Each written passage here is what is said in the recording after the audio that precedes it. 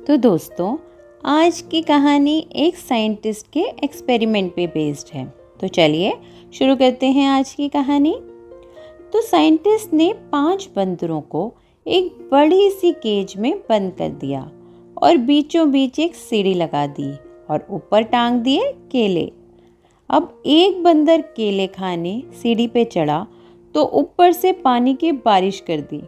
वो फटाफट नीचे आ गया। फिर साइंटिस्ट ने उसकी सज़ा और बंदरों को भी दी और उन्हें भी ठंडे पानी में डाल दिया। सारे बंदर चुपचाप बैठ गए। अब है तो वो बंदर ही ना, कितनी देर बैठते। फिर दूसरा बंदर केले खाने सीढ़ी पे चढ़ा तो उसके ऊपर भी पानी की बारिश कर दी। वो भी फटाफट नीचे आ गया। फिर साइंटिस्ट ने इसकी सज़ा और बंदरों को भी दी और फिर से उन्हें भी ठंडे पानी में डाल दिया। सारे बंदर फिर से चुपचाप बैठ गए।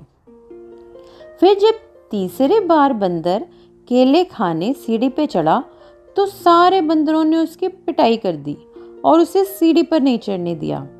अब साइंटिस्ट ने एक बंदर बाहर निकाला और दूसरा नया बंदर केज में डाल दिया।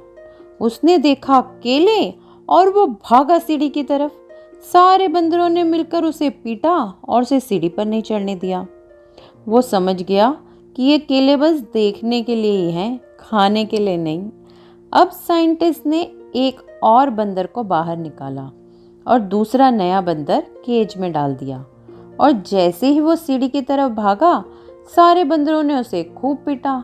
और मज़े की बात ये थी कि इस बार वो जो नया बंदर था वो भी पिटाई में शामिल था, जिसके ऊपर ना पानी की बारिश हुई थी ना ही उसे ठंडे पानी में डाला गया था। धीरे धीरे सारे पुराने बंदर केज के बाहर थे और नए बंदर केज के अंदर। लेकिन अब भी अगर कोई सीढ़ी पे चढ़ता तो बाकी के बंदर उसकी पिटाई करते और उसे सीढ़ी पर नहीं चढ़ने देते। दोस्तों, हमारी सोसाइटी में भी जब भी कोई नया काम करने की कोशिश करता है तो उसके आसपास के लोग उसको टोकते हैं और फेलियर का डर दिखाते हैं। जबकि इंटरेस्टिंग बात यह है कि उनमें से मैक्सिमम लोगों ने कभी ये काम किया ही नहीं होता।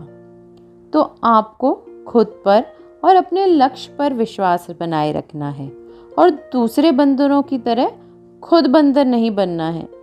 तो आज की कहानी बस इतनी सी, और ऐसी ही कहानियाँ सुनने के लिए इस चैनल को लाइक, शेयर और सब्सक्राइब करना ना भूलें और इंतज़ार कीजिए मेरी अगली कहानी का।